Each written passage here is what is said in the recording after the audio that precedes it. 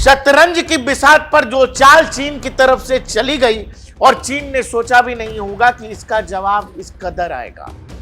Mongla port की खबर आती है और वो मोंगला पोर्ट जो हमारे लिए बेहद महत्वपूर्ण, और वहां अगर चीन जैसा देश आकर के बैठता है तो ये भारतीय हितों के लिए ठीक नहीं। चीन की नीतियों को इन इंडियन ओशन देखेंगे तो आपको यह समझ में आएगा कि चीन भारत के आस पड़ोस के देशों के साथ मिलकर भारत को घेरने की रणनीति तैयार कर रहा है, जिसे बार बार defence expert string of pearls भी बोलते हैं। कि अगली खबर आती है कि प्रधानमंत्री कहां जा रहे हैं? प्रधानमंत्री जा रहे हैं इंडोनेशिया, प्रधानमंत्री जा रहे हैं ऑस्ट्रेलिया, प्रधानमंत्री जा रहे हैं न्यूजीलैंड। इंडोनेशिया में एंट्री तो ऐसी हुई जैसे ताबड़तोड़।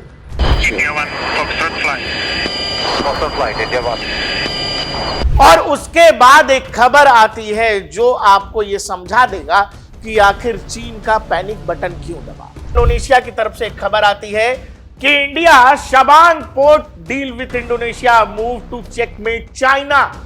चीन की ऊर्जा जरूरतें भी मिडिल ईस्ट से शुरू होती हैं, मतलब पूरी होती हैं, और ये इंडियन ओशन के रास्ते हो करके कहां से गुजरती हैं?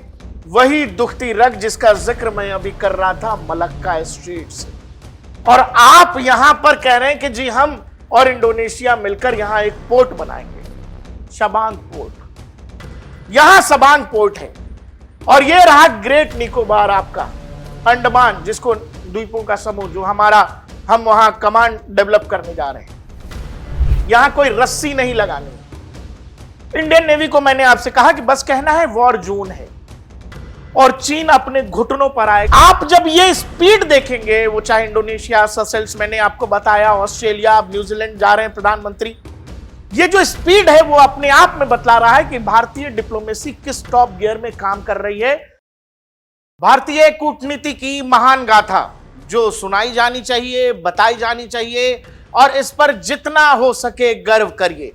दर्शकों, 1971 में हम ये सुनते हैं कि जब भारत ये सोच रहा था कि दुनिया में एक अलग देश बांग्लादेश होना चाहिए, किस तरह अमेरिका अपना 7th फ्लीट जंगी बेड़ा भेजता है बंगाल की खाड़ी से पहले, उसे रूस रोकता है। रूस का जंगी बेड़ा और अमेरिकी जंगी बेड़ा आमने सामने आता है, और इस कहानी का संदर्भ हम इस सिलसिले में देते हैं कि रूस हमारा किस कदर भरोसेमंद साथी रहा है। जब हम सबसे बड़ी संकट में थे, रूस हमारा साथ देने आया, रूस हमारी तरफ से लड़ने आया। यह किस्सा ऐसा है जो रोंगटे खड़े करता है, यह किस्सा ऐसा है जिसमें एक्शन है, यह किस्सा ऐसा है जिसमें दो दोस्तों की कहानी है। दर्शकों, हम आपसे भारत की टॉप मोस्ट डिप्लोमेसी कह लें या जो नरेंद्र मोदी की टॉप गियर वाली डिप्लोमेसी है, जयशंकर साहब की डिप्लोमेसी की मास्टर क्लास हम आपको बताने जा रहे हैं। आपने ये सोचा भी होगा, शायद समझने में दिक्कत रही होगी, या आपने ये खबर जरूर पढ़ी होगी, लेकिन शायद चीजों को जोड़ने में आप कामयाब नहीं हो सके होंगे और आपको ये खबर बस यूं ही लगी होगी। जबकि हम आपसे ये बताने जा रहे हैं कि एक खबर, दिल्ली को एक खबर लगती है और उस खबर के बाद कैसे नई दिल्ली अपनी बहुमुखी प्रतिभा का इस्तेमाल करते हुए अलग अलग हिस्सों में दुनिया के अपने डिप्लोमेटिक चैनल्स को एक्टिव करती है, और एक डिफेंस कॉर्पोरेशन किस तरह से तैयार किया गया, हम आपको उसी मास्टर क्लास की कहानी बताने जा रहे हैं। दर्शकों, एक खबर आती है, खबर ये कि बांग्लादेश, वो बांग्लादेश जो हमारे एहसानों तले दबा हुआ है, जो है इसलिए क्योंकि हमने कभी चाहा था। हमने चाहा था तो 1971 में बांग्लादेश हुआ। जिस दिन ये देश मजबूती से चाह लेगा कि बांग्लादेश रहे या ना रहे, वो भी फैसला कर सकने की ताकत ये मुल्क रखता है। बांग्लादेश का मोंगला जो बंदरगाह है, जो पोर्ट है, वो भारत को मिलना था, उसका डेवलपमेंट के लिए, उसके एक्सपेंशन के लिए। लेकिन बांग्लादेश ने हाथ किससे मिलाया? बांग्लादेश ने हाथ मिलाया चीन से। मोंगला पोर्ट में चीन की मौजूदगी का मतलब यह है कि जो हमारा नॉर्थ ईस्ट का स्टेट है, वहां से करीब 100 किलोमीटर की दूरी के आसपास आकर के चीन बैठेगा। मोंगला पोर्ट में चीन के बैठे होने का मतलब यह है कि वह बंगाल की खाड़ी में, इंडियन ओशन में भारत की निगरानी करेगा। यह एक भारत के लिए एक सामरिक चेतावनी, या सामरिक कह लें खतरे जैसा है। भारत इसको अनदेखा नहीं कर सकता था। यानी शतरंज की बिसात पर जो चाल चीन की तरफ से चली गई, और चीन ने सोचा भी नहीं होगा कि इसका जवाब इस कदर आएगा। इसका जवाब ऐसा आएगा जो चीन की दुखती रग को इस कदर दबा जाएगा, वो दुखती रग जिसका इलाज चीन सालों से ढूंढ रहा है लेकिन हो नहीं पा रहा। मोंगला पोर्ट की खबर आती है, और वो मोंगला पोर्ट जो हमारे लिए बेहद महत्वपूर्ण, और वहां अगर चीन जैसा देश आकर के बैठता है तो ये भारतीय हितों के लिए ठीक नहीं है।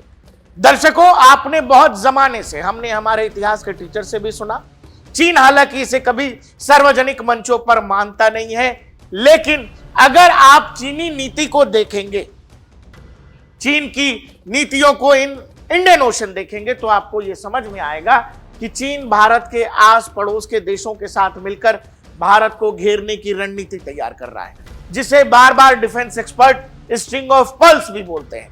जैसे ग्वादर की कहानी हो, ग्वादर में चीन ने एक पोर्ट डेवलप किया, पाकिस्तान में हम्बन टोटा में चीन ने एक पोर्ट डेवलप किया, श्रीलंका में, और इसके अलावा म्यांमार के काइपू में भी एक पोर्ट डेवलप किया। और ये जब आप देखते हैं, ये जो लाइनिंग आपको दिखाई दे रही, ये एक घेरा क्रिएट कर रहा है भारत के चारों तरफ, जो भारत के लिए हर जगह चीन की मौजूदगी, मतलब चीन आप पर हर तरफ से नजर रखे हुए। चीन चूंकि वहां इन्वेस्ट कर रहा है, वहां चीनी इंजीनियर, चीनी इक्विपमेंट सब कुछ मौजूद है, तो वो आपके लिए एक खतरे की घंटी है। हमने बहुत बार सुना स्ट्रिंग ऑफ पल्स। इस स्ट्रिंग ऑफ पल्स को मजबूती मिलती है जब यहां बांग्लादेश मोंगला पोर्ट भी दे देता है, किसको? चीन को।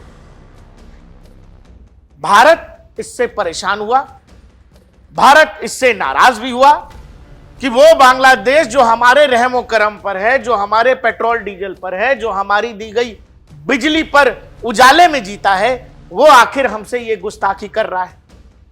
और इस गुस्ताखी के बाद भारत की चली गई शतरंज की वो चाल, जिसने चीन को इतना पैनिक कर दिया, चीन इतना घबरा गया यूं कहें, या फिर एक जो पैनिक बटन होता है, वो पैनिक बटन ऐसा दबा कि जब भी आप कोई बड़े मिसाइल टेस्ट करने जाते हैं, जब भी कोई देश जो है मिसाइल टेस्ट करने जाता है, तो उसे बताना पड़ता है, उसे नोटैम जारी करना पड़ता है, जिसमें बताना पड़ता है कि भाई हम इतने रेंज का इस इलाके में ये मिसाइल टेस्ट करने जा रहे हैं। बहुत जानकारी नहीं तो कम से कम नोटैम जारी कर दिया जाता है कि उस इलाके में कोई भी हवाई गतिविधि करने से लोग बचें। चीन ने 48 घंटे नहीं, उससे भी कम समय का एक नोटैम जारी करके क्या किया, वहां पर इंडो पैसिफिक में एक बैलिस्टिक मिसाइल का टेस्ट किया, और वो टेस्ट किया गया सबमरीन से। दुनिया में कुछ भी यूं ही नहीं होता है, जैसे चीन का मोंगला पोर्ट लेना और प्रधानमंत्री नरेंद्र मोदी का सेशेल्स जाना। हिंद महासागर में सेशेल्स को आप अगर खोजेंगे, या वर्ल्ड मैप पर जब आप सेशेल्स नाम के देश को खोजेंगे, खोजने में मुश्किल होगी। सेशेल्स एक द्वीप है, द्वीपों का समूह है, करीब 1.25 लाख लोगों की आबादी है। प्रधानमंत्री नरेंद्र मोदी सेशेल्स के दौरे पर जाते हैं, जहां वो 3 दिनों तक रुकते हैं, राजकीय दौरे पर गए। जिस देश की आबादी 1.25 लाख है, और वहां भारत 4 मिलिट्री एडवाइजर्स भी अपॉइंट करता है। आप इसका मतलब निकाल लेना। सेशेल्स को इंडियन ओशन में खोजने की कोशिश करना कि उसका लोकेशन कहां पर है। और इसी दौरान जापान की प्रधानमंत्री भारत भी आती हैं। प्रधानमंत्री उनको छोटी बहन भी बताते हैं। और मेरी छोटी बहन प्रधानमंत्री ताकाइची जी। सेशेल्स का जियोपॉलिटिकल लोकेशन जो है दुनिया के मानचित्र पर, इंडियन ओशन में सेशेल्स जिस जगह है, वो मैरीटाइम सिक्योरिटी और मैरीटाइम नेविगेशन के लिए बेहद जरूरी लोकेशन है। ऐसी जगह जो दुनिया में हो रहा हर व्यापार, दुनिया में हो रहा जो मैरीटाइम रूट है, उसमें सेशेल्स का एक अपना महत्व है। और वहां जब प्रधानमंत्री जाते हैं, भारत पैसा भी देता है कि रखिए, पैसे को इस्तेमाल करिए, एक लंबे समय तक के लिए वो पैसे दिए जाते हैं। इसके अलावा आपने देखा कि अगली खबर आती है कि प्रधानमंत्री कहां जा रहे हैं, प्रधानमंत्री जा रहे हैं इंडोनेशिया। प्रधानमंत्री जा रहे हैं ऑस्ट्रेलिया, प्रधानमंत्री जा रहे हैं न्यूजीलैंड। इंडोनेशिया में एंट्री तो ऐसी हुई जैसे ताबड़तोड़।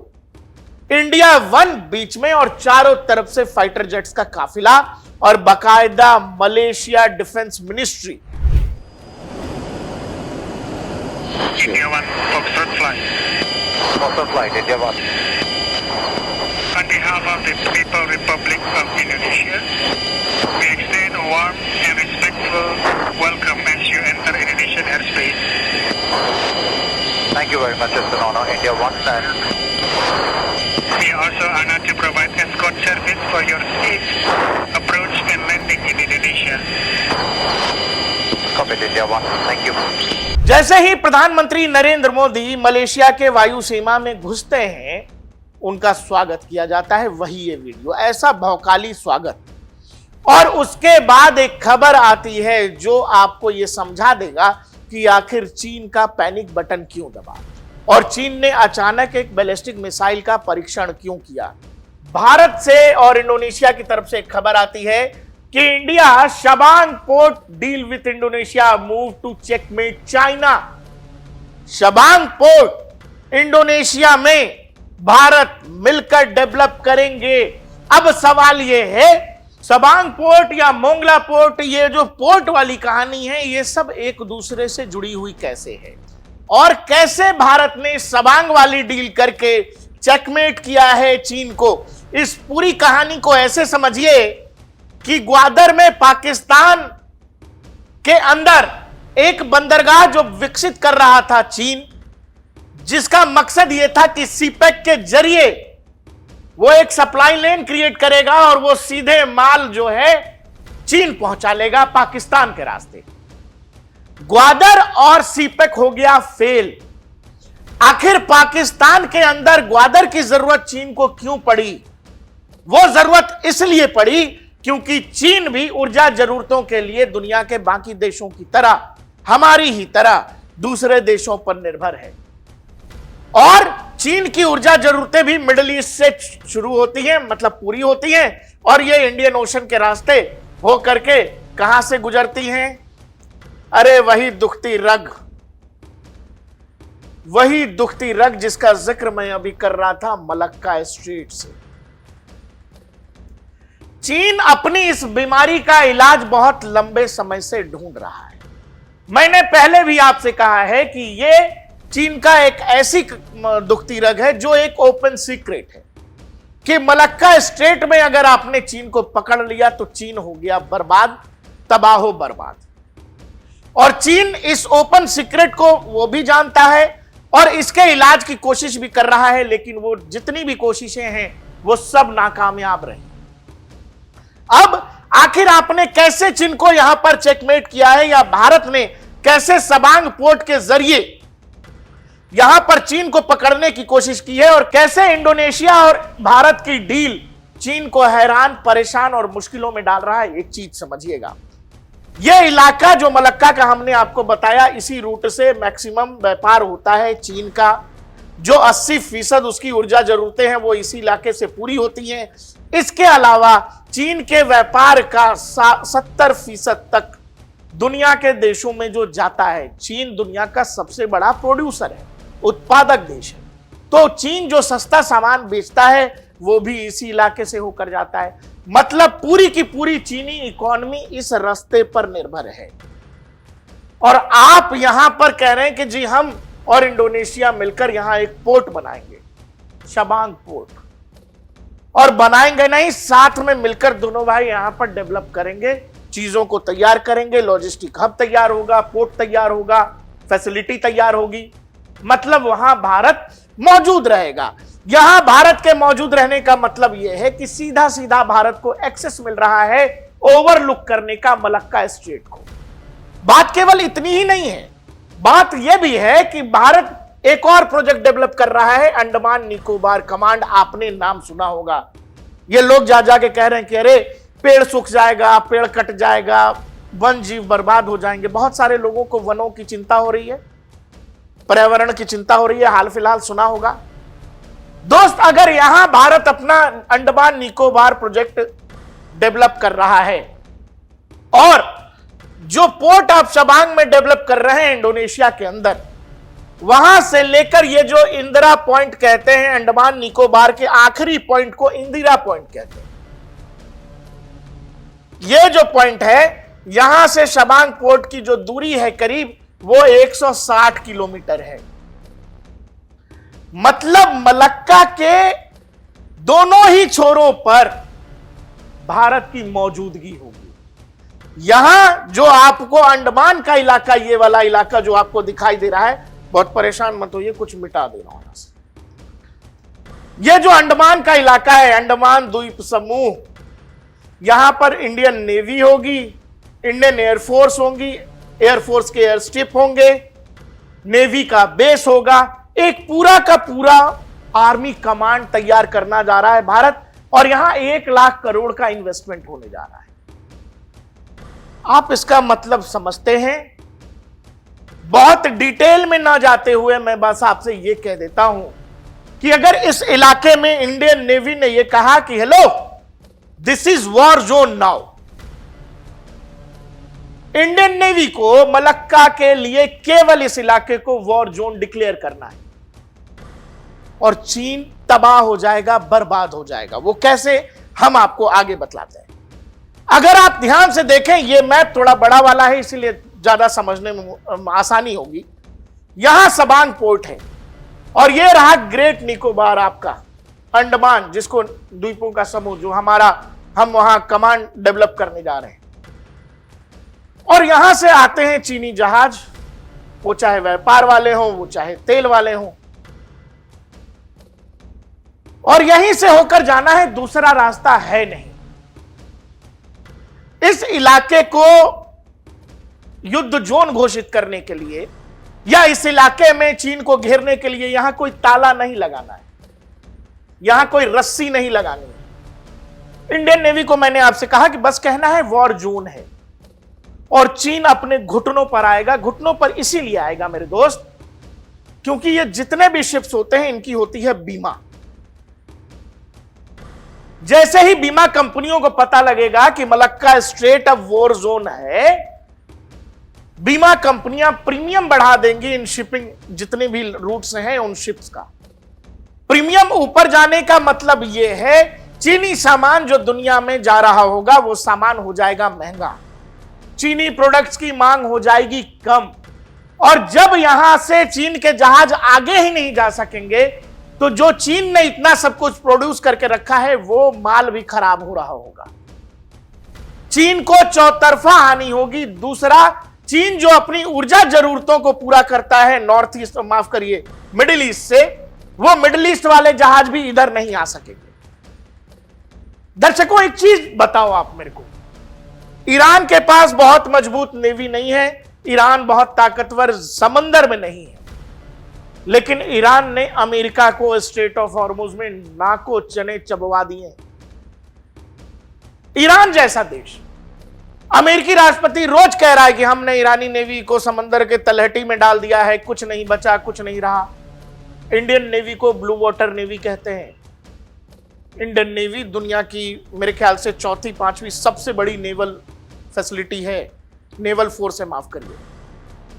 भारत के पास न्यूक्लियर सबमरीन्स हैं और वो जखीरा भारत धीरे धीरे बढ़ाता जा रहा है। 2 बैटल ग्रुप्स हैं, वो आईएनएस विक्रांत, आईएनएस विक्रमादित्य को मत भूलिए। मतलब ये कि ये जो स्ट्रेट ऑफ मलक्का का, जिसको डायलमा कहते हैं चीन के लिहाज से, state of Malacca dilemma of China, वो भूत भारत सच करने जा रहा है। वो जो डर का भूत है, भारत उसको सच का जामा पहनाने जा रहा है, क्योंकि भारत ने जो डील की है, वो डील वाकई में चीन को परेशान कर देगी। अगर आप ये देखें, ये पूरा इलाका जो अंडमान का है, ये एक दीवार तैयार कर रहा है भारत के लिए। यानी चीन के लिए यहां से कोई रास्ता ही नहीं है, सिवाय इसके कि उसको बातचीत के टेबल पर आना पड़ेगा या फिर कोई और रास्ता निकालना पड़ेगा। चीन सालों से यह चाह रहा है कि ये जो मलक्का वाली मजबूरी है, इसके बनिस्बत कुछ और कर ले, नहीं हो पा रहा है।